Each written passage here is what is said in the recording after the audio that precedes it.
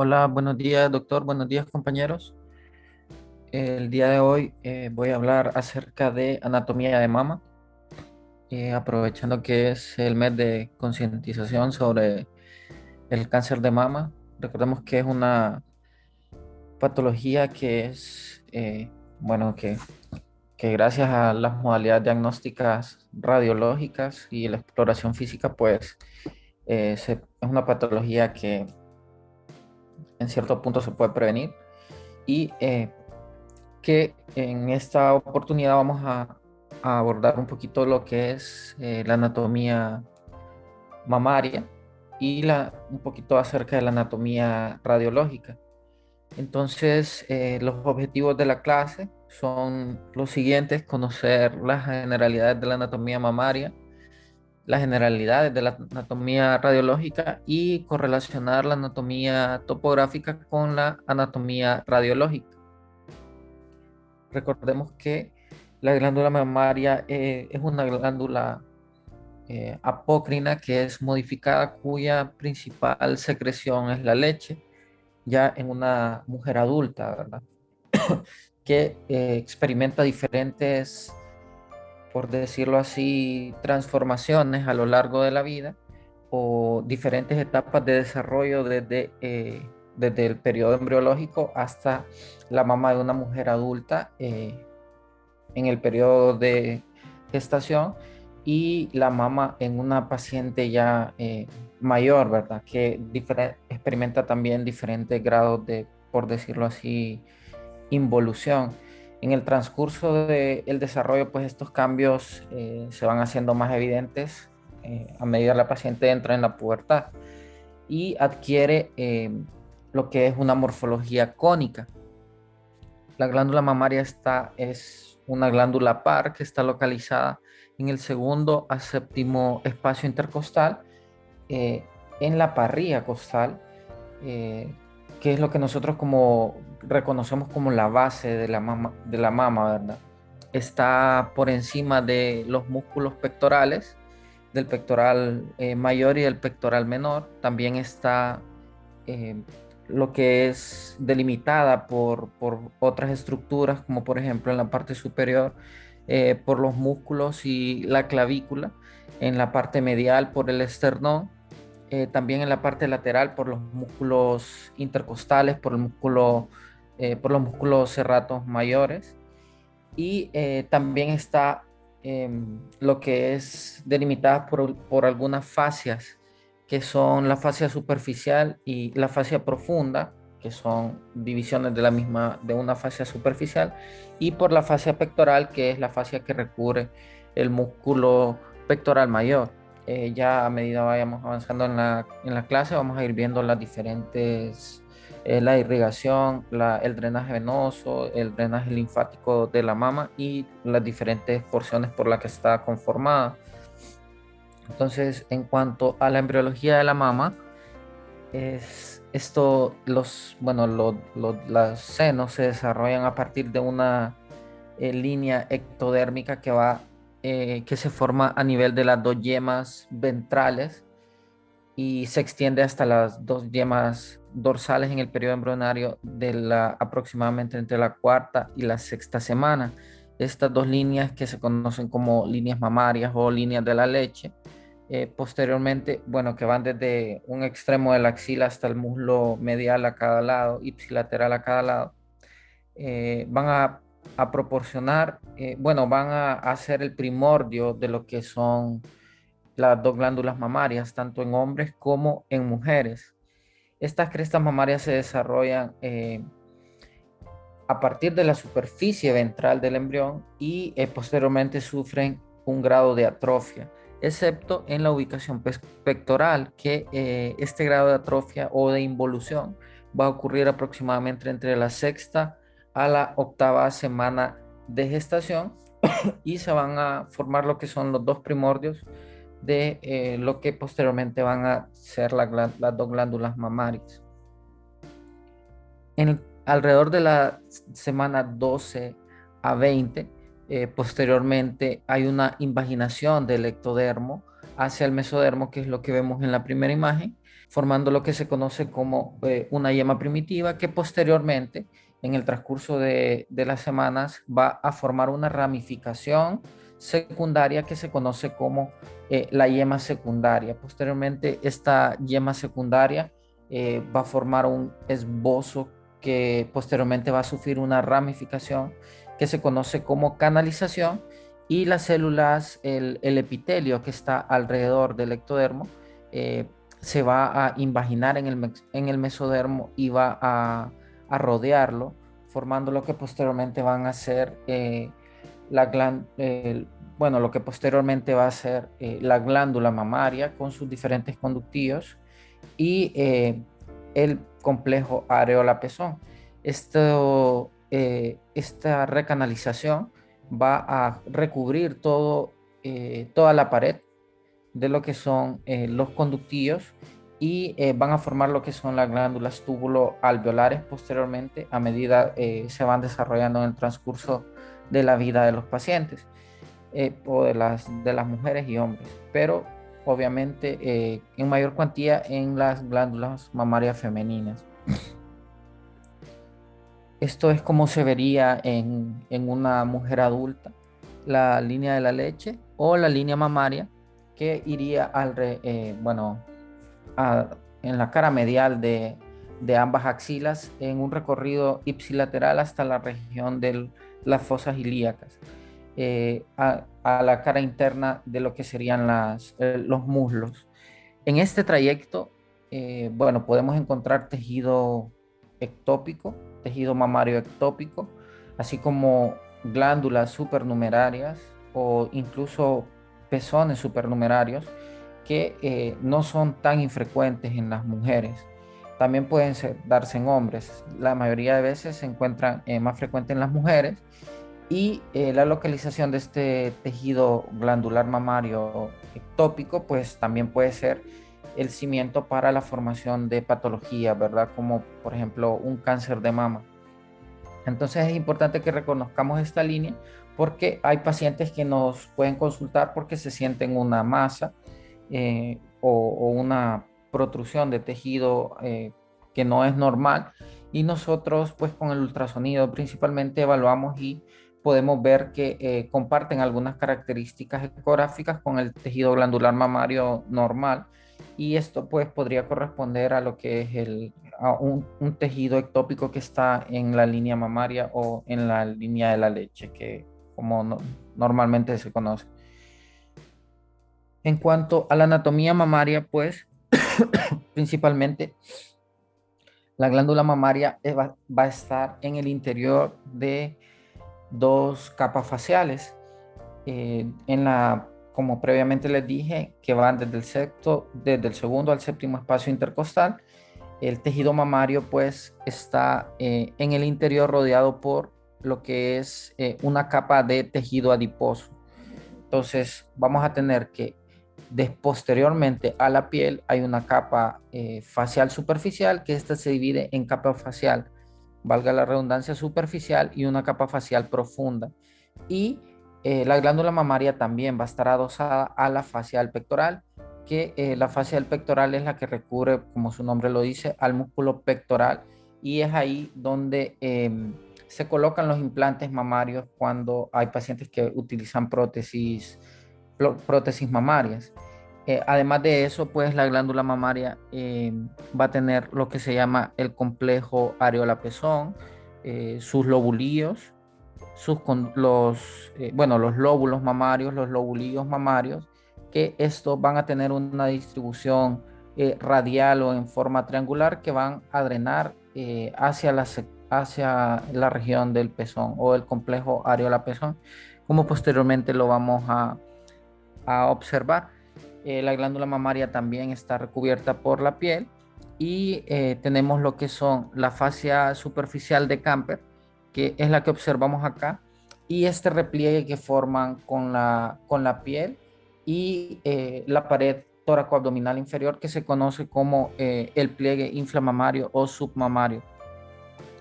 Posteriormente, pues vamos a tener en el interior de la mama lo que son los conductos y los lóbulos, que están compuestas cada glándula mamaria aproximadamente de 15 a 20 lóbulos, y que estos lóbulos posteriormente también se subdividen en lobulillos. Y estos lobulillos, pues, posteriormente, ya cuando la mujer empieza el desarrollo y prepararse para la etapa de gestación, pues están formados por glándulas alveolares ramificadas, que se le conoce como alveolares ya cuando representan un proceso ya de desarrollo avanzado. Cada lóbulo drena en un conducto lactífero principal, que posteriormente drenan a los senos lactíferos, y que estos se abren a lo que es hacia la región del pezón. Los conductos lactíferos obviamente se dilatan y drenan por debajo de la areola. Estos se abren a través de orificios, pequeños orificios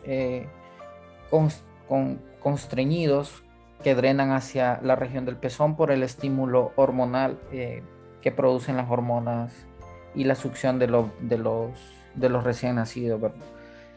En el diagrama que vemos a la derecha en la figura B se muestra una glándula mamaria en un estado inactivo, y lo que se conoce como la unión ductal terminal distal.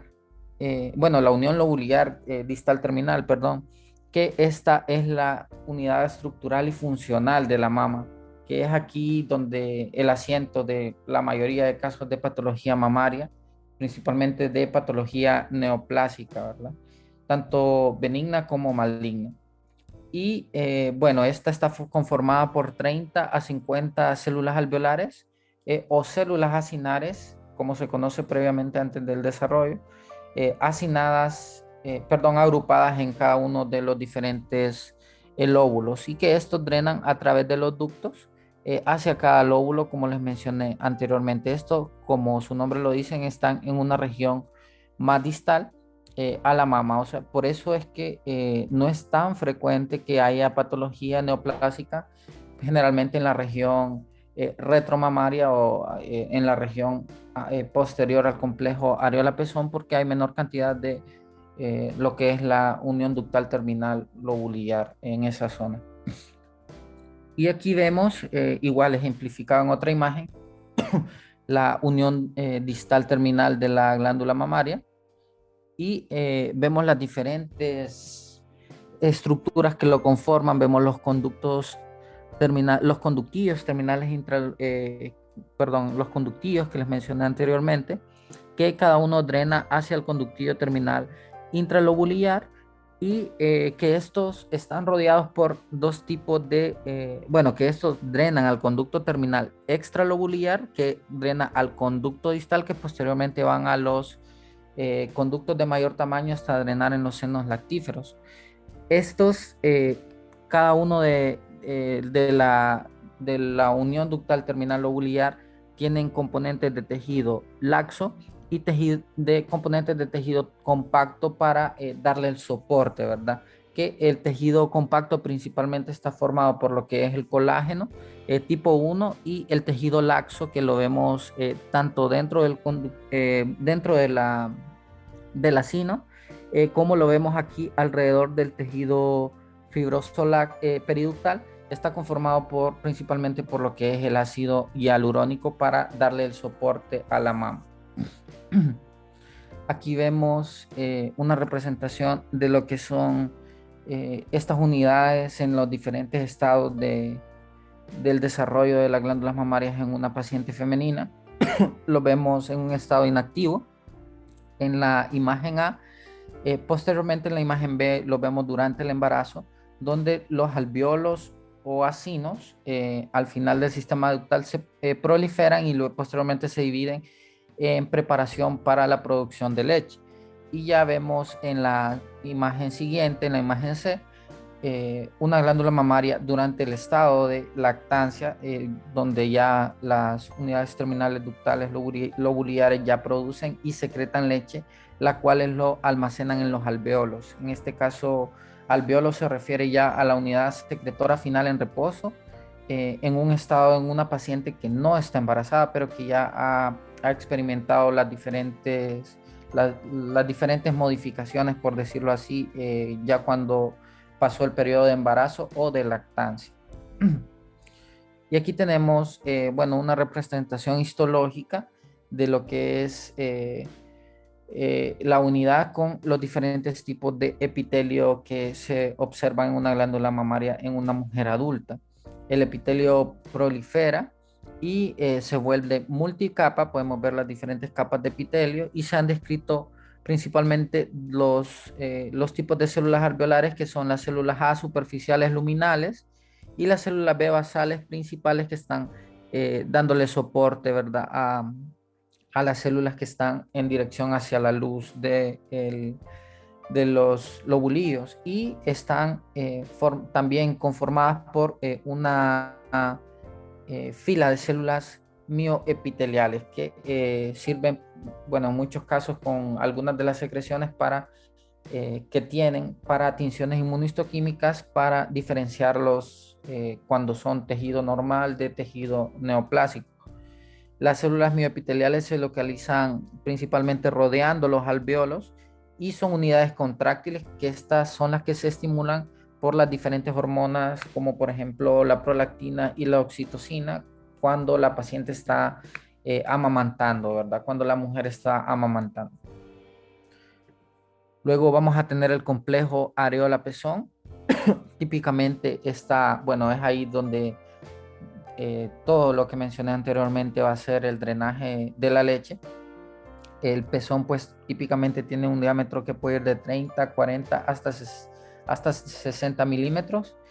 Está ubicado, esto por decirlo así, es el epicentro de drenaje de todo el montículo mamario.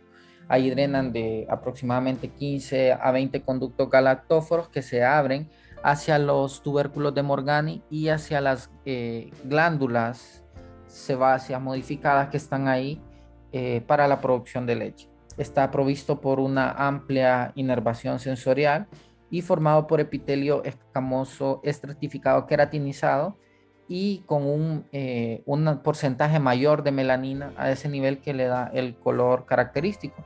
Es ahí en las areolas donde están las glándulas sebáceas. También, aparte de glándulas sebáceas, hay glándulas sudoríparas modificadas, las glándulas accesorias de Montgomery y los ligamentos de Cooper, que los ligamentos de Cooper, perdón que no lo había mencionado, son los que le dan junto con el tejido adiposo el soporte a la glándula mamaria, que es lo que conforman el estroma de la glándula mamaria y que están adheridos a la piel y que hacen que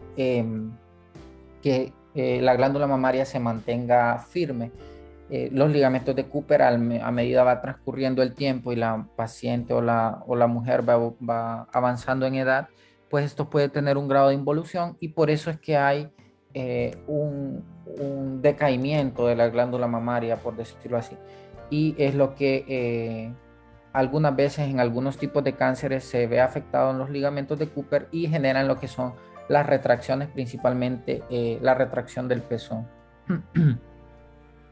En cuanto a la irrigación de la mama, pues principalmente, como lo vemos en el esquema, están irrigados por estas arterias principales que vienen en parte de lo que es la arteria subclavia y la arteria mamaria interna, también de la arteria torácica lateral y de las arterias intercostales. También cierto grado de arterias tóraco-abdominales pueden dar cierta irrigación a la glándula mamaria, ramas intercostales posteriores, ramas intercostales mediales, en menor medida. Y esa es la irrigación principalmente de cada glándula mamaria en cada uno de los hemitórax. El drenaje venoso, pues también es parecido. Principalmente la región medial de la glándula mamaria drena hacia lo que es la región del drenaje venoso de la mamaria interna. Y aquí podemos tener dos senos, los senos, el seno venoso superficial, que está dada por venas longitudinales y transversas, y el plexo venoso circular superficial, que drena generalmente lo que es la región del pezón, y el plexo venoso profundo, que este sí está dada por las venas mamarias internas, las venas intercostales y la vena torácica lateral, que drena principalmente lo que es la región lateral de la glándula mamaria hacia la vena subclavia. El drenaje linfático, pues aquí es de vital importancia el drenaje linfático de la glándula mamaria por la diseminación de la patología neoplásica de la glándula. Está basada principalmente en lo que son el drenaje linfático de la región axilar y el drenaje linfático de la región de la cadena mamaria interna. Vemos también que hay algunas fibras, principalmente las que están alrededor del pezón, que se traslapan, como la vemos en esta línea, y pueden llegar hacia el otro sector, el otro hemitórax, y que esa puede ser una vía de diseminación de células neoplásicas hacia la mama contralateral. Entonces vemos que hay un traslape de un hemitórax hacia el otro en menor medida, obviamente, ¿verdad? Porque el 75% del drenaje de la glándula mamaria está dado hacia los ganglios linfáticos de la región axilar. Aquí de vital importancia el músculo pectoral menor en la región de la axila, porque esto nos permite dividir los ganglios en tres niveles, que serían el nivel 1, que es el nivel más lateral a lo que sería el músculo pectoral menor, que iría en esta dirección, y que tienen una disposición basal, lateral y posterior. Luego tenemos los ganglios linfáticos del nivel 2 que están posterior o por debajo del músculo pectoral menor, y tenemos los ganglios linfáticos del nivel 3 que están en una región medial al músculo, a la región medial, perdón, que están adyacentes a la región medial del músculo pectoral menor y en una disposición anterosuperior. También tenemos los ganglios linfáticos infraclaviculares que irían a este nivel y algunos ganglios linfáticos supraclaviculares, ¿verdad? Así como lo tenemos ejemplificados en la ilustración, y la cadena ganglionar linfática que está en la región de la mamaria interna. Cada uno, cuando vemos cambios en esta zona, pues lo vemos generalmente en la región intercostal, adyacente a la región intercostal. Luego tenemos la división zonal de la anatomía mamaria, que ya aquí es donde empieza la localización topográfica correlacionada con la anatomía radiológica. Entonces dividimos la mama en 4 cuadrantes por una línea que va en el centro del pezón, una línea horizontal y una línea vertical en el centro del pezón, que nos divide la mama en un cuadrante superior externo, en un cuadrante inferior externo, en un cuadrante superior interno y, superior interno e inferior interno. Y tenemos, recordemos que la prolongación de la glándula mamaria hacia la región axilar, que es lo que conocemos como la cola de Spencer, que lo olvidé mencionarlo cuando hablé de la anatomía, pero este también es tejido glandular mamario. Posteriormente, que ya dividimos la mama en cuadrantes, lo podemos dividir en regiones más pequeñas, radiales, ubicándonos en el sentido horario del reloj. Esto es para ubicar las lesiones, y podemos decir incluso la distancia que está la lesión hacia la región del pezón. Entonces, podemos dividir la mama desde el sentido horario en 12, 3, 6, 9 y los diferentes números que están previos, ¿verdad? 1, 2, 3, 4, 5, hasta llegar hacia el horario de las 12. Esto va a variar, obviamente. No es lo mismo el radio 1 en la mama izquierda que el radio 1 en la mama derecha, porque van a quedar en diferentes cuadrantes, pero esto nos sirve para localizar las lesiones y darles una topografía específica para, por lo general, estudios posteriores, ¿verdad? Como por ejemplo los estudios posteriores ecográficos. Entonces, esa es la principal utilidad de la división de la anatomía zonal.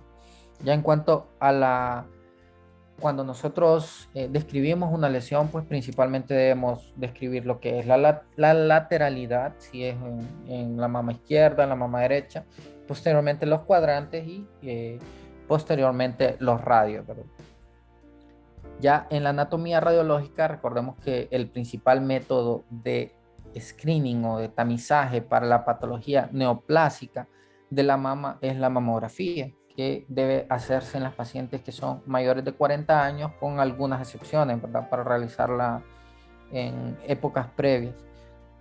Entonces la mamografía es un estudio que tiene una buena sensibilidad para la detección de patología neoplásica con mucho tiempo de anticipación a lo que lo haría el examen físico, y que recordemos que el cáncer es directamente proporcional a su pronóstico a su tamaño, ¿verdad? O sea, a mayor tamaño el cáncer es menor el pronóstico, y la mamografía puede detectar lesiones que no se detectarían incluso un año antes de que la paciente se palpe algo en el examen físico, o que el médico pueda palpar algo en el examen físico. Se utilizan baja dosis de radiación, es un método que está asequible, no es tan caro, y es reproducible, ¿verdad? Se puede hacer el screening de las pacientes sin problema, que ya está demostrado que no genera ningún riesgo potencial para las pacientes, y que pues es necesario que las pacientes se hagan, ¿verdad? Porque hay otros estudios, como por ejemplo la ecografía, que tiene diferentes utilidades y que siempre se hace como un estudio complementario, no como un estudio de screening en sí. Entonces vamos a ver que en las mamografías tenemos las dos principales proyecciones, que son las dos básicas. Hay otras proyecciones, ¿verdad? Pero que serían la proyección cráneo-caudal y la proyección oblicuo medio lateral para cada una de las mamas. Aquí la correlación entre la anatomía normal con la anatomía radiológica, donde vemos lo que son la piel, el tejido celular subcutáneo, el complejo areola-pezón.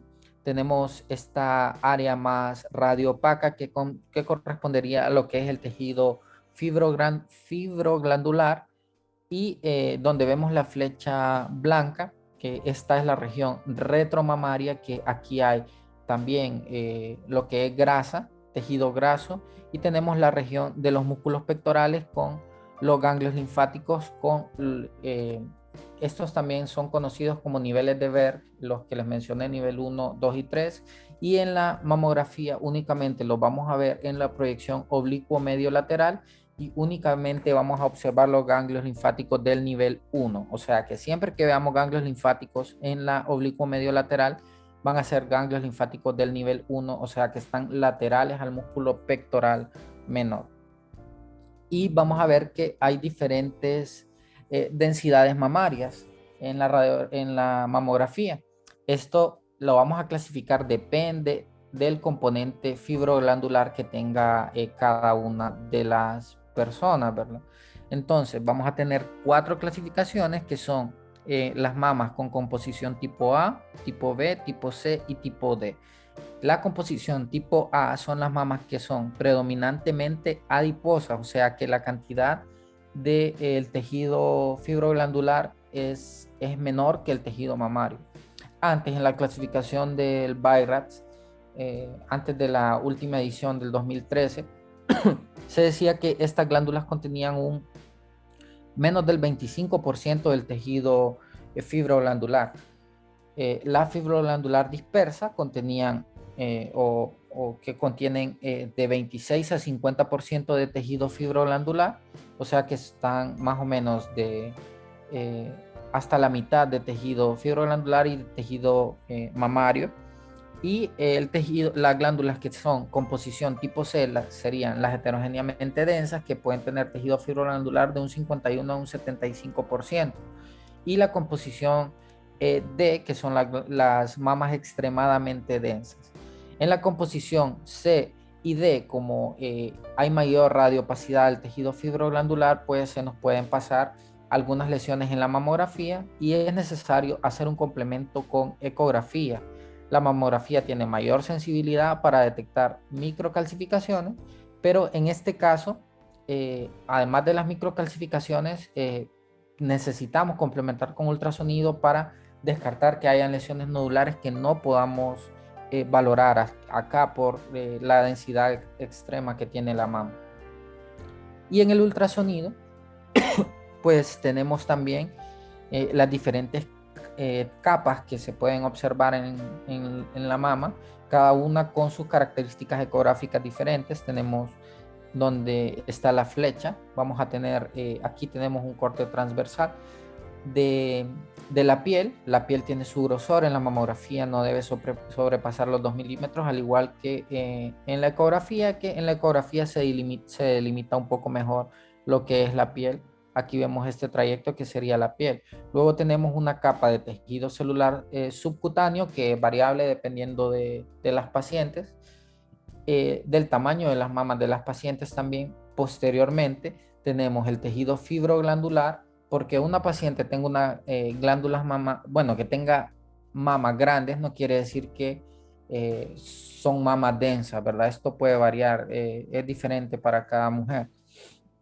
Luego, después del tejido fibroglandular tenemos una capa retromamaria de grasa, y luego tenemos los ligamentos de Cooper, que también son valorables en la mamografía, ya lo vamos a ver más adelante. Y luego tenemos la capa muscular con el músculo pectoral mayor, el músculo pectoral menor, los cuerpos vertebrales y los espacios intercostales, ¿verdad? Posteriormente, abajo de eso, vendría la pleura. Para que nosotros tengamos una ecografía adecuada, pues tenemos que ver todas las capas hasta los músculos pectorales, hasta valorar el músculo pectoral menor. Y quizás ver un poquito de las estructuras óseas, pero sin ver la pleura, obviamente. Aquí tenemos también la clasificación de las diferentes ecoestructuras mamarias que tenemos. Son 3 tipos, según la clasificación del BI-RADS, que son la grasa, la ecoestructura grasa homogénea, que es donde predominantemente hay tejido adiposo, ¿verdad? Que el tejido fibroglandular es escaso. Tenemos la fibroglandular homogénea, que hay más tejido fibroglandular, pero con una disposición homogénea, como su nombre lo dice. Y tenemos la ecoestructura mamaria heterogénea, que son las que vemos como animal print en las ecografías. Aquí tenemos una representación, bueno, una ilustración de lo que es los ligamentos de Cooper en el ultrasonido. También tenemos, bueno, que son estas prolongaciones que le dan sostén al tejido fibroglandular, que son prolongaciones de estroma que van desde la piel y que las podemos ver como estas pequeñas áreas retráctiles. También las podemos observar en las mamografías, que son estas pequeñas prolongaciones con una densidad un poquito mayor y que tienen una forma como convexa, ¿verdad? Que es una forma convexa que van hacia dirección de la piel y que podemos ver que hacen como estas, como unas puntitas como de carpa, por decirlo así. Esos son los ligamentos de Cooper, que también se pueden valorar mediante mamografía y mediante ecografía. Luego tenemos aquí una representación de una mamografía en la proyección cráneo-caudal y oblicuo medio lateral. También podemos dividir la mama en 3 zonas, que serían la zona retromamaria, la zona 1, zona 2 y zona 3. Que la zona 1 sería la zona que está justamente en el complejo areola-pezón hacia la región anterior del tejido fibroglandular. Luego tenemos la zona 2, que es la región del tejido fibroglandular, y la zona 3, que es la zona de la región retromamaria, donde vemos la grasa y las fascias, aquí la fascia muscular, ¿verdad? Y parte del tejido muscular de los pectorales. Entonces, esta división también nos puede servir para hacer una localización en las mamografías. Recordemos que la mamografía es una imagen única, ¿verdad? No es como el ultrasonido, que podemos hacer una localización espacial más fácil. Entonces, por eso siempre acá debemos tener 2 proyecciones para poder hacer una localización de determinada lesión, de un nódulo, por ejemplo, o de calcificaciones. Podemos decir que están en el cuadrante superior, en el cuadrante inferior, o que están internas o externas.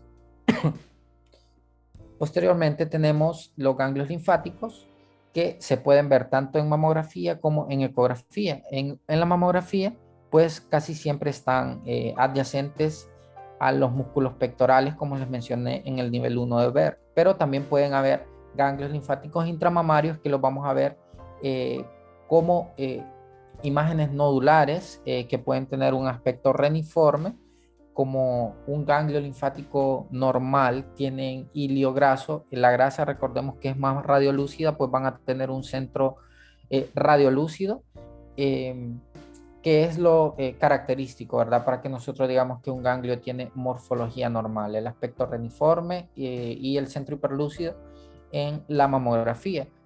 En la ecografía, los ganglios linfáticos pues también tienen el mismo aspecto reniforme, con un hilio ecogénico central que corresponde al hilio graso. Tenemos una cortical, que la cortical nos va a permitir a nosotros diferenciar entre un ganglio linfático de aspecto sospechoso de un ganglio linfático de aspecto normal.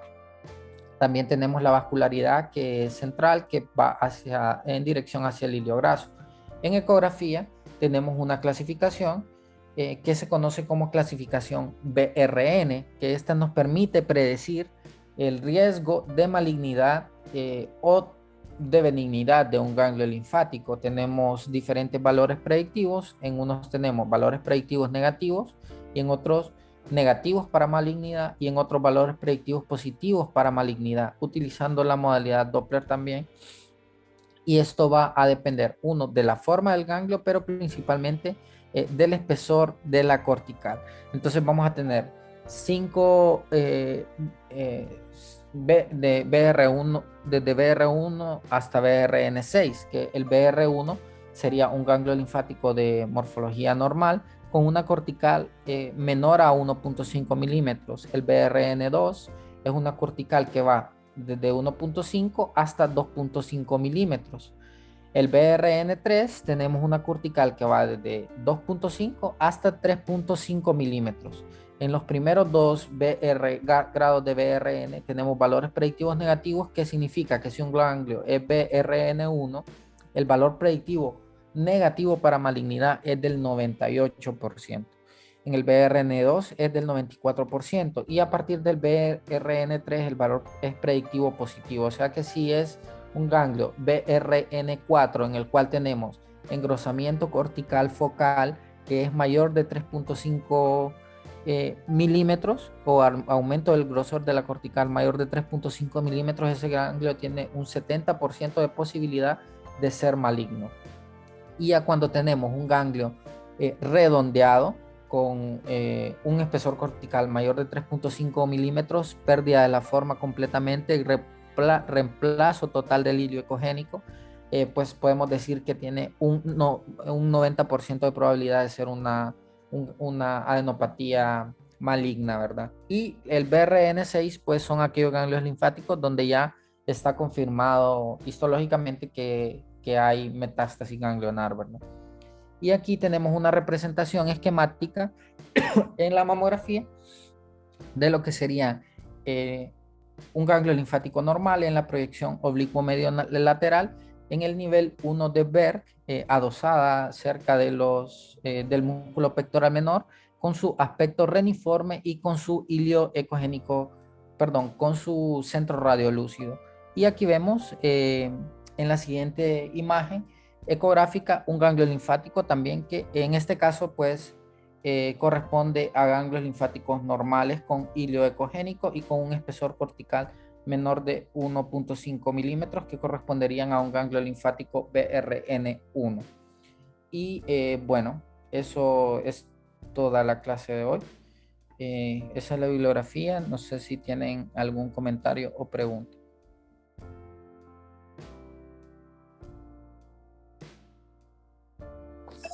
Hola, muy buenos días, Orlando. Lo felicito por su clase. La verdad que para poder evaluar la glándula mamaria, que es una modalidad totalmente diferente, una modalidad que hay que hacer un abordaje integral, pues la importancia del conocimiento de la anatomía de la glándula mamaria es fundamental, no solo conocerla como tal, ¿verdad? Saber que está, o sea, que está localizado, dónde está localizado, a qué nivel está localizado. La verdad que va un poquito más allá, porque la glándula mamaria es un órgano dinámico que va cambiando con el tiempo, que tiene una embriología particular, que además de eso pues está sometida a cambios hormonales. La comprensión de esos cambios hormonales con el tiempo y la evaluación en la pubertad, la evaluación a lo largo del tiempo ya en la vejez y cuáles son los cambios que se van dando estructuralmente son fundamentales y la base está en conocer pues principalmente qué es lo esperado, ¿verdad? ¿Qué es lo normal que vamos a encontrar?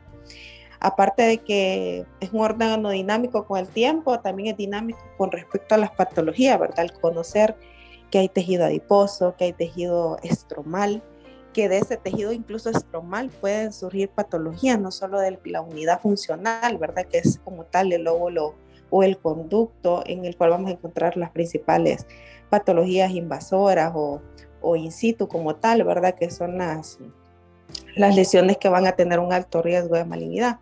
Pero el comprender por qué de todas esas capas, por decirlo así de una manera sencilla, van a surgir ciertas patologías es importante conocer y cómo todo lo que le acabo de decir, la embriología y también la parte hormonal y también la parte de qué va a generar ese factor en los pacientes, porque recordemos que para el cáncer de mama, usted bien mencionó al inicio de la exposición que estamos en el mes de la concientización, para prevenir hay que saber qué es lo que va a dar como esos golpes en la traslocación del cáncer de mama, ¿verdad? Entonces, la verdad que esto es fundamental, esta clase, comprenderla y como les digo yo, más allá, ir viendo esos cambios morfológicos que va a generar con el tiempo y con patologías benignas, hasta como lo que puede significar un lipoma, por ejemplo, en el tejido graso, hasta una patología rara como los sarcomas del tejido muscular. Entonces, la verdad que es fundamental y creo que la abordó de una manera bonita, pero sí creo que nos invita a estudiar y a poder pues comprender un poquito mejor, ¿verdad? Cómo es que vamos a evaluar esa glándula mamaria de manera integral. Gracias, Orlando. Gracias, doctora. Buenos días. Hola, buenos días. Lo felicito por la clase, Orlando, muy bonita, como decía Blanquita, creo que era la que estaba hablando ahí. Y lo único es que un comentario cuando se estaba hablando de los ganglios por ultrasonido, ¿verdad? Que es importante porque a veces hay mamas completamente grasas, ¿verdad? Entonces no es tan fácil buscar un ganglio por ultrasonido y más si las mamas son grandes. Entonces es importante ver cómo buscar ese ganglio, ¿verdad? Y podemos tener como parámetros para irlos a buscar esos ganglios en esas mamas grandes y grasas. Pero una que nos orienta es buscar un vaso, ¿verdad? Siempre estos van a estar como adyacentes a un vaso, ¿verdad? Entonces siempre ver y buscar ese vasito, porque si no nos vamos a perder y vamos a andar buscando. Puede ser, es un ganglio normal, ¿verdad? Que uno ya lo ve por mamografía, pero nos vamos a perder un poco en buscar eso. Le digo porque me ha pasado a mí, así que me mandan mamografía y quiero buscar un ganglio y me estoy un buen rato, ¿verdad? Por eso, pero hay que ir buscando ese parámetro que es el vaso, ¿verdad? Solo ese comentario. Okay, muchas gracias. Buenos días, igual felicito a Orlando, muy buena clase. Otro comentario también que es importante recordar es que, como bien lo mencionó Orlando, tenemos diferentes estructuras en la mama y en pacientes mastectomizadas siempre se debe de evaluar la cicatriz, ¿verdad? Quirúrgica. Y esto porque aunque se haya, ¿verdad?, retirado la mayor parte del tejido fibroglandular, el ligamento de Cooper, que es parte del tejido de sostén, ¿verdad?, que va desde la piel hacia el tejido fibroglandular, pues como este está adherido a la piel, queda ahí, ¿verdad? Entonces sí es importante evaluarlo y mucho más que todo la cicatriz quirúrgica, debido a que por esta razón queda ese tejido, ¿verdad? Entonces por ahí pueden haber recurrencias, ya que este va a dar desde la piel hasta el tejido fibroglandular. Entonces solo recordar eso, ¿verdad? Siempre estar pendiente de eso en las pacientes que han tenido antecedentes de cáncer de mama y han sido mastectomizadas. Gracias, Gulma. Orlando, muy bonita clase, en realidad, lo felicito. Bien didáctica y completa. Yo creo que no hay mucho que agregar. Sí, tener en cuenta, como decían, los cambios de la mama de acuerdo a su periodo menstrual, a su edad, al uso o no uso de medicamentos, llámese anticonceptivos, llámese medicamentos para la diabetes, para los ovarios poliquísticos, todo ese tipo de medicamentos que influyen en una forma indirecta en la mama y que pueden generar cambios tanto fisiológicos como estructurales en la misma. Entonces, todos esos parámetros se tienen que tomar en cuenta en el momento de evaluar una mama. Por lo demás, los felicito. Muy bonita su clase. Gracias, doctor. Si no hay más dudas o comentarios, podríamos concluir con la clase del día de hoy.